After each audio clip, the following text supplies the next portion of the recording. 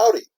So this week in U.S. history, we're trying to get through the 1990s. We talked about Bill Clinton and his impeachment and acquittal. We've talked about things like Desert Storm. 1990s are also a weird time in American history because this is a time of domestic terrorism here at home. And we're going to talk about some stuff you probably don't remember hearing about, but people my generation, man, Oklahoma City, that memory is fresh.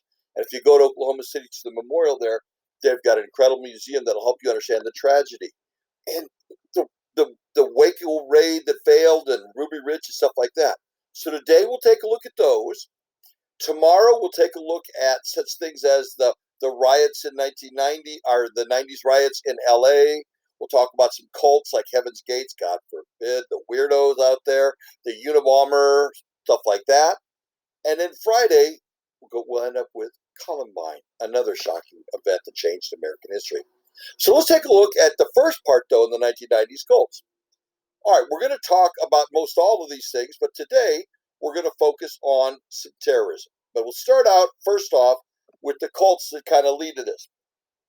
We are going to talk about the Branch Davidians. We're going to talk about the assault on Ruby Ridge. We'll get to Heaven's Gate tomorrow. That crazy guy that you see right there, Marshall Applewhite, holy crud, what a nut. We'll do that tomorrow, though. All right.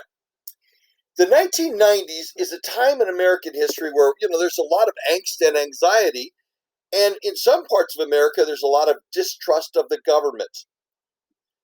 A group of people that lived in the West, in Idaho area, distrusted the government. They believed that the government was infringing on their rights or that you couldn't trust the government. And they started arming themselves. One of the guys, and you see the picture of him right there, the crew cut guy, Randy Weaver, and his family moved up in the hills, and basically they started collecting weapons and trying to live outside the grid. They didn't want anything to do with the government. Now, whether he was connected with the Aryan Nation or other far-right groups has always been debatable what was part of. But the FBI and the ATF decided that they needed to check the family, and there were rumors of guns and illegal guns, and it made the ATF, the Alcohol, Tobacco, and Firearms, really nervous. Well, when they went up to Ruby Ridge, where Randy Weaver had his family, it went badly. A gun battle would erupt. In the battle and the siege, where they were surrounded by agents and stuff like that, Randy Weaver's wife and child was killed, as well as a federal agent. If you look at the picture on the far left corner down there, some of the weapons that were brought out of the house, the government said, yeah, this is why we went after them. They had illegal weapons and they were doing stuff. Randy Weaver would sue and say, hey, wait a second. I think the government overreacted, and because of that, my wife and my kid was killed, and that's a problem. And so this assault at Ruby Ridge shocked a lot of America, because this isn't in a foreign country. This isn't in, Iraq or anything like that. This is in America, and it's Americans not trusting their government, claiming their government overreacted. For the FBI ATF side, you have rights as an American, and the Second Amendment guarantees those rights, but there are also restrictions with automatic weapons and stuff like that. But why we bring Ruby Ridge up is this leads a lot of untrust of the government in certain circles. Leading to the next thing, David Koresh. This is going to have big ramifications. When you add Ruby Ridge and what happened in Waco, Texas, this is going to change America. All right, the picture of the guy right there is David Koresh. He believed that he was basically divinely inspired and connected and all that, and he formed a group called the Branch Davidians. Hey, that's his name. What do you think? And in Waco, Texas, they built a compound. The compound, from this page, you can see the fire there. They built some buildings, and they took like a bus and buried it in the middle of the compound, and they were a traditional cult. When you joined the cult, supposedly, you joined the cult, you gave them your goods, and you basically started looking at David Koresh as a divine being. He saw himself as a prophet. Now, people defected from the group and said, wait a second, there's things happening out there at Waco that aren't right. There were some people that said that basically polygamy was being practiced, where basically when you joined the cult, the women went and lived with Koresh, and there might or might not have been underage women doing that. you know? And so the authorities were nervous about that. Then when they heard that they were also buying and modifying weapons, so you got all sorts of stuff happening, possible involving minors, you've got a dangerous situation. The authorities decided they'd better investigate to see what was going to happen. So on February 28, 1993, FBI SWAT teams and ATF teams surrounded the thing, and basically they wanted to raid the place. But David Koresh and the people inside knew they were coming. And they opened fire. And during the thing, 6 Davidians and 4 agents would be killed. Others would be injured. Eventually, and there's on the classroom, I'm going to have some links to this so you could actually see what, the actual video of all this stuff. And on one of the links, you're going to hear David Koresh and one of the agents talking to each other back and forth. But they pulled back. The ATF pulls back, and they surround the compound, and a standoff happens. 51 days. And during that time, they try to negotiate, but it does not work. And federal agents have been killed. So finally, on April 19th, they decide that's it. We have to go in. And so they go into the compound. And if you look at the picture in the middle there, right down here, you're going to see a National Guard vehicle that was used to pump tear gas into the compound. Well, while they're screaming at it with bullhorns, they've got helicopters above it, and these tanks are pushing the walls in and trying to pump in chemicals. The place catches on fire. If you look at the one video, they're going to show you from a helicopter above, and they're going to show you with the heat camera that the fires look like they're set in different parts of the compound. It's very possible that the people in the compound, Koresh, rather than being arrested and pulled out or like that, set fire to the compound and ended themselves. People who look at it from the other point of view say that the FBI, ATF actually were the ones that start the fire, and they did it on purpose. If you look at the evidence, I think there's a lot of evidence out there that would say that's probably not so, and it was heavily investigated afterwards. But during this fire, it consumes everything, basically. Koresh and 76 members of his cult, including 27 children, are going to die in this conflagration. Now, my in-laws live down by Waco, and they say it's a topic that the locals, on that anniversary in April, there are people that still come down there, and they say locals are still a little nervous about the whole thing. Why do we talk about this? Because Ruby Ridge and Waco ignite a lot of people's anger at the government. They said, again, just like Ruby Ridge, the government overreacted. I don't agree with that, but I see why they were saying it, they thought. And what they did, though, was they started making the government an enemy. Now, why this is important is because this leads to one of the most heinous acts of terrorism in American history, the bombing of the federal courthouse in Oklahoma City. 19 April 1995. A truck bomb, if you look at the picture in the middle, there's a Ryder truck. A truck bomb went off right outside of the Murrow Federal Building in Oklahoma City. Went off during the daytime when it was full of people. Whoever had blown it up wanted to cause as much damage to the U.S. government as possible, including the federal offices of the ATF and the FBI that were in that building. Right next to the front door of that building, though, was a daycare.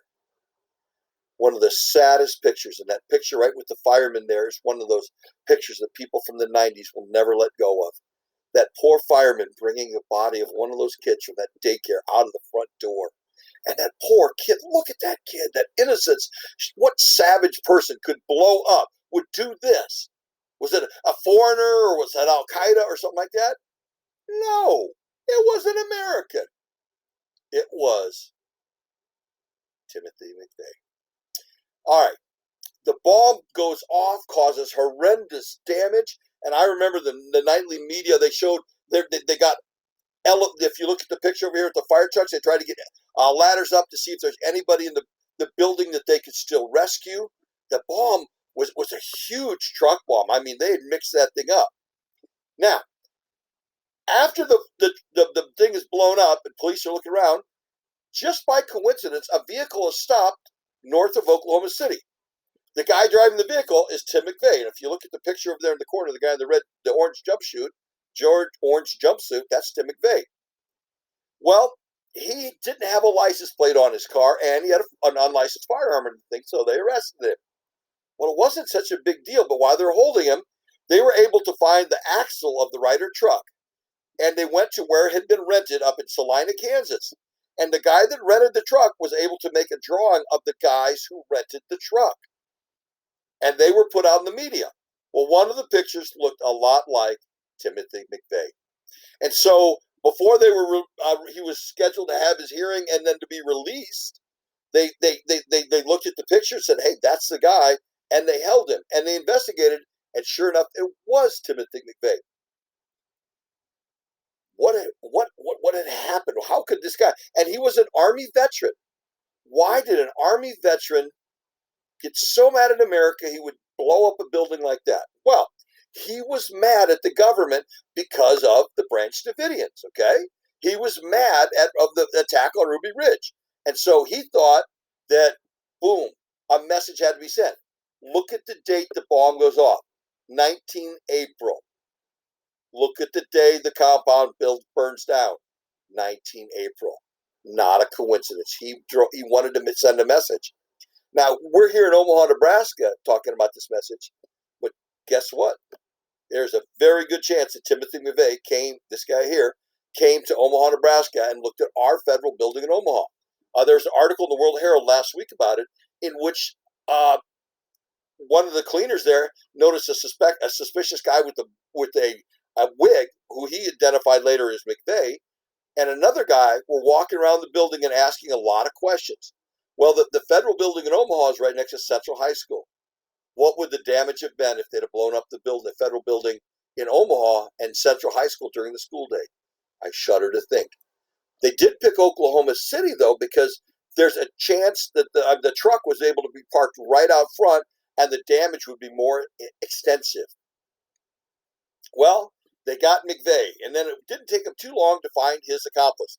If you look at the guy in the bulletproof vest, that's his buddy, Terry Nichols, and they were convicted of mixing the chemicals, planning the attack, and then blowing up the federal building. McVeigh would be tried and would be executed. 168 people died. 168 people are going to be victims of a terror attack, of domestic terrorists in America. This is 1995. We're going to have other attacks against America in the World Trade Center, which we'll talk about tomorrow, and then even in the coal and in Kenya and other places. There's going to be attacks around the world as Al-Qaeda ramps up their attacks. But this is in America, American terrorism. And for the 168 people that died in Oklahoma City, it's just a tragedy and sadness. If you go to Oklahoma City today, they've got an incredible museum there. And on the site of where the courthouse was is a plaza. And there's a chair for everybody who was killed there. The ones for the kids, you'll see them, are smaller. And then they light them up at night. And it's a reminder of what inhumanity man can do to other men. And it's kind of a shocking time in America when we get stuff like Ruby Ridge and Waco and Oklahoma City attack. In the 90s, a lot of people in America going, what the crud is happening in our country? Well, there's going to be much more. On the classroom, I've got the links, and on the very next slide, if you want to go ahead and look, the Waco one there, they'll actually have the footage showing the first attack and the agents coming back. They'll show the second one and the burning, and the Oklahoma City bombing is a really good video too that'll also help you do that. All right, so today, Oklahoma City. Tomorrow, a lot of other wackies. Let's go back and look tomorrow with Heaven's Gate and the Unabomber, and oh my God, we got a lot more to go in this part of the 90s, which I hate to teach about, but we probably need to cover it.